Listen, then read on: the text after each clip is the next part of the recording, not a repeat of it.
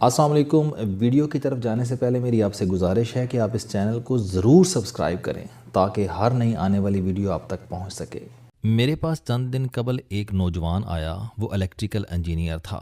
والدین نے بڑی مشکل سے اسے تعلیم دلائی تھی، جس کے بعد وہ بے روزگاری کے طویل دور سے گزر رہا تھا۔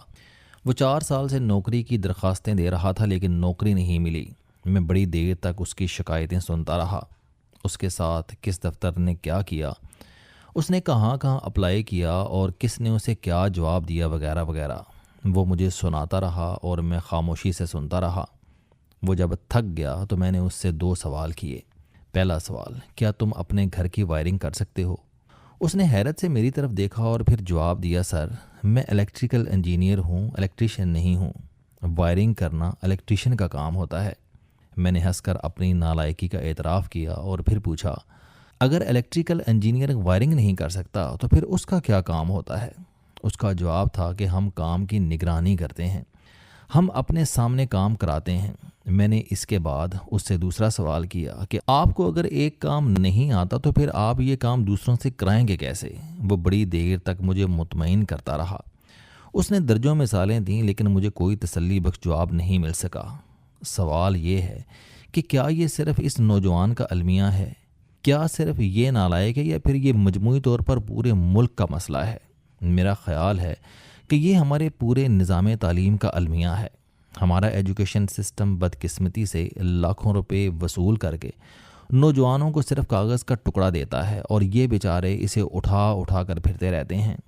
آپ کبھی کسی نوجوان کی یونیورسٹی کی فیس، اس کے اخراجات اور اس کے وقت کی قیمت کا تعین کریں اور اس کے بعد اس کی نوکری سے حاصل ہونے والی تنخواہ دیکھیں تو آپ یہ جان کر حیران رہ جائیں گے کہ یہ نوجوان 10 سال میں صرف اپنی ڈگری کے اخراجات پورے کرے گا۔ دوسرا المیہ اس سے بھی زیادہ خوفناک ہے، اور وہ یہ ہے کہ MBBS کی ڈگری ڈاکٹر کو ڈاکٹر، انجینئرنگ کی ڈگری انجینئر کو انجینئر، وکالت کی ڈگری وکیل کو وکیل اور صحافت کی ڈگری صحافی کو صحافی نہیں بناتی۔ ہمارے طالب علم گریجویٹ یا پوسٹ گریجویٹ ہوتے ہیں لیکن عملاً ان کی ڈگریاں کاغذ کے ٹکڑے ہوتے ہیں اور یہ کاغذ کے ان ٹکڑوں کے لیے لاکھوں روپے برباد کر دیتے ہیں۔ پاکستانی نظام تعلیم سے کشید ہونے والی زیادہ تر ڈگریاں طالب علم کی یادداشت کا کمال ہوتی ہیں۔ کس نے کتنا رٹا لگایا، امتحان کے دوران کس کی یادداشت کتنی حاضر تھی، کس نے سلیبس کے کتنے حصے کور کیے یا امتحانات کے دوران کس کو کتنی غیبی مدد ملی، ہماری ڈگریاں ان سوالوں کا جواب ہوتی ہیں۔ پاکستان دنیا کے ان چند ملکوں میں شمار ہوتا ہے جن میں آج بھی امتحانات کے دوران نقل ہوتی ہے اور اسے روکنے کے لیے امتحانی سینٹرز میں باقاعدہ پولیس بھجوانا پڑتی ہے یا چھاپے مارنا پڑتے ہیں۔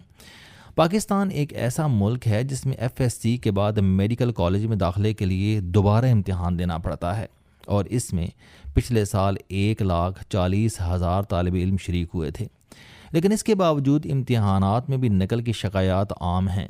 یہ امتحان پاس کرنے والے صرف 10% اسٹوڈنٹس کو میڈیکل کالجز میں داخلہ ملتا ہے، اور یہ اس کے بعد 5 سال میڈیکل کالجز کو سالانہ 18 لاکھ سے 30 لاکھ روپے فیس دیتے ہیں۔ کتابوں، رہائش، ٹرانسپورٹیشن اور باقی اخراجات اس کے علاوہ ہیں۔ گویا میڈیکل کالج کے طالب علم کا سالانہ خرچ 30 لاکھ سے 50 لاکھ روپے ہوتا ہے۔ اسٹوڈنٹس کو بے تحاشا پڑھنا بھی پڑتا ہے، لیکن آپ المیہ دیکھیے کہ میڈیکل کالج سے ٹاپ کرنے کے بعد بھی میڈیکل کے طالب علم اپنی والدہ یا والد کا علاج نہیں کر سکتے۔ عام کمپاؤنڈر یا میڈیکل اسسٹنٹ ان سے زیادہ سمجھدار ہوتا ہے۔ باقی شعبوں کی صورتحال اس سے بھی زیادہ بدتر ہے۔ لاء کالجز سے LLB کے بعد وکیلوں کو سڑکوں پر دھکے کھانا پڑتے ہیں۔ انجینئرز ڈگریاں اٹھا کر نوکری کے لیے مارے پھرتے ہیں، اور MBA یعنی ماسٹر آف بزنس ایڈمنسٹریشن کے ڈگری ہولڈرز نوکری کی درخواستیں دے رہے ہوتے ہیں۔ کیوں؟ اس کی وجہ یہ ہے کہ ہمارا نظام تعلیم نان پریکٹیکل ہے، یہ صرف ڈگریاں دیتا ہے، علم اور تجربہ نہیں۔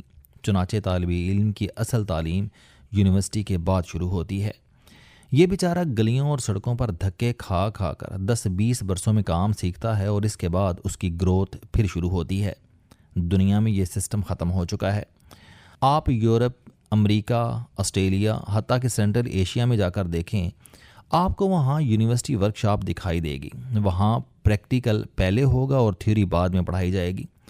قانون کی تعلیم کورٹ روم میں دی جاتی ہے، انجینئرنگ کی ورکشاپ میڈیکل کی ہسپتال میں، اور بزنس کی تعلیم بزنس کے ذریعے دی جاتی ہے، اور بزنس ایڈمنسٹریشن کے طالب علم کے لیے بزنس لازم ہوگا۔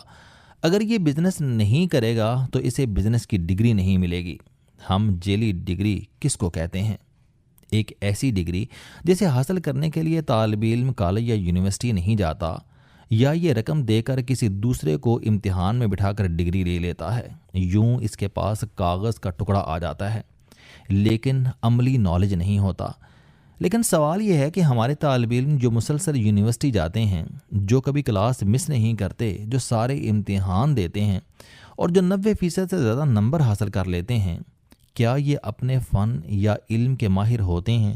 جی نہیں، بلکہ ہرگز نہیں۔ لہٰذا ہمیں کسی دن یہ حقیقت ماننی پڑے گی کہ ہمارے ملک میں جیلی ڈگری ہولڈر اور اصلی ڈگری ہولڈر میں کوئی فرق نہیں ہوتا، بلکہ رکیے، بدقسمتی سے جیلی ڈگری ہولڈرز اصلی ڈگری ہولڈر سے زیادہ باصلاحیت اور ماہر ہوتے ہیں۔ یہ عملی طور پر کام کر رہے ہوتے ہیں، ان کے پاس صرف ڈگری کی کمی ہوتی ہے اور یہ کاغذ کا یہ ٹکڑا خرید کر اپنے آفس کو مطمئن کر دیتے ہیں۔ میں اس سلسلے میں طارق محمود جہانگیری کی مثال پیش کرتا ہوں۔ یہ راولپنڈی کے ایک کامیاب وکیل تھے۔ یہ وکالت اور لائرز پالیٹکس سے ہوتے ہوئے دسمبر 2020 میں ہائی کورٹ کے جج بن گئے اور انہوں نے 2025 تک سینکڑوں مقدموں کے فیصلے کیے، لیکن پھر اچانک ان کی ڈگری جیلی نکل آئی اور ان کی اپنی عدالت نے انہیں 18 دسمبر 2025 کو جج کی پوزیشن سے فارغ کر دیا، جس کے بعد یہ اب جسٹس نہیں رہے، لیکن یہ اپنے پیچھے چند سوال چھوڑ گئے۔ مثلا یہ اگر ڈگری کے بغیر تھے اور اگر انہوں نے لاء کالج سے لاء نہیں پڑھا تھا تو پھر یہ وکیل کیسے بن گئے؟ یہ پریکٹس کیسے کرتے رہے؟ اور یہ آخر میں ہائی کورٹ کے جج کیسے بن گئے؟ اور یہ عدالت میں فیصلے کیسے دیتے اور لکھتے رہے؟ یہ ظاہر ہے ممکن نہیں۔ آپ کو عدالت کے لیے مقدمہ تیار کرنا پڑتا ہے، جج کے سامنے دلائل دینے پڑتے ہیں، اور جب تک آپ کی پریکٹس ایک خاص لیول تک نہیں پہنچتی، آپ اس وقت تک جج کے لیے کوالیفائی نہیں کرتے، اور جج بننے کے بعد بھی انصاف کرنے کے لیے آپ کا قانون کا ایکسپرٹ ہونا ضروری ہے۔ آپ کو فیصلہ لکھنے کے لیے بھی قانون کی زبان اور قانون دونوں کا واقف ہونا چاہیے، اور اگر طارق محمود جہانگیری یہ نہیں جانتے تھے تو پھر یہ 34 سال یہ کام کیسے کرتے رہے؟ اور دوسرا سوال، یہ اگر عمران خان کو اندھا دھند سپورٹ نہ کرتے اور 24 مارچ 2024 کو چیف جسٹس کو خط لکھ کر خفیہ اداروں کی شکایت نہ کرتے تو کیا پھر بھی ان کی جیلی ڈگری پکڑی جاتی یا یہ جج کے معزز عہدوں سے فارغ ہوتے؟ ہرگز نہیں۔ لہٰذا ان کا قصور جیلی ڈگری نہیں تھا، ان کا قصور ریاست کی منشا سے ٹکرانا، اسے ناراض کرنا تھا، اور یہ اگر آج ریاست کو راضی کر لیں تو ان کی جیلی ڈگری سپریم کورٹ سے اصلی ہو جائے گی اور یہ اپنے عہدے پر بھی عزت کے ساتھ بحال ہو جائیں گے۔ چنانچہ مسئلہ ڈگری نہیں تھا، ناراضگی تھی۔ تیسرا، اگر طارق محمود جہانگیری کی ڈگری جیلی تھی تو کیا پھر یہ حقیقت ثابت نہیں ہو جاتی کہ ہمارے سسٹم میں ڈگری کی کوئی اہمیت یا کوئی حیثیت نہیں؟ یہ ہو یا نہ ہو کوئی فرق نہیں پڑتا۔ بلوچستان کے سابق وزیر اعلیٰ نواب اسلم رئیسانی نے 2010 میں دنیا کو کیا طلسماتی الفاظ عنایت کیے تھے؟ ڈگری ڈگری ہوتی ہے، یہ اصلی ہو یا نقلی۔ رئیسانی صاحب کی بات 100% درست نکلی۔ ہمارے ملک میں اصلی اور نقلی ڈگریوں میں کوئی فرق نہیں ہوتا، بلکہ مزید رکیے، جیلی ڈگری ہولڈرز زیادہ ترقی کرتے ہیں، یہ ہائی کورٹ کے جج تک بن جاتے ہیں کیونکہ یہ جانتے ہیں ان کی ڈگری جیلی ہے، چنانچہ یہ اسے چھپانے کے لیے زیادہ محنت کرتے ہیں۔ یہ خود کو زیادہ پروفیشنل، زیادہ محنتی اور زیادہ باصلاحیت ثابت کرتے ہیں۔ جہانگیری صاحب کی جیلی ڈگری نے یہ ثابت کر دیا کہ ہمارے سسٹم میں ڈگری اضافی ہے، اصل کوالیفیکیشن آپ کا کام ہے۔ آپ کو اگر کام آتا ہے، آپ جج کے سامنے کھڑے ہو کر کالا کوٹ پہن کر قانونی دلائل دے سکتے ہیں، انگریزی بول سکتے ہیں، اور آپ اگر قانونی گٹھ جوڑ کے ماہر ہیں تو پھر کوئی شخص آپ سے آپ کی ڈگری نہیں پوچھے گا، کوئی آپ کی یونیورسٹی تک نہیں جائے گا۔ اور یہ ہے اس ملک اور اس کے نظام تعلیم کی حقیقت۔ ہمیں یہ بھی ماننا ہوگا کہ ہماری یونیورسٹیاں طالب علموں کو صلاحیت، مہارت اور اہلیت نہیں دے رہی، یہ انہیں لاکھوں روپے کے عوض صرف کاغذ دے رہی ہیں، اور یہ کاغذ اصلی ہوں یا جیلی کوئی فرق نہیں پڑتا۔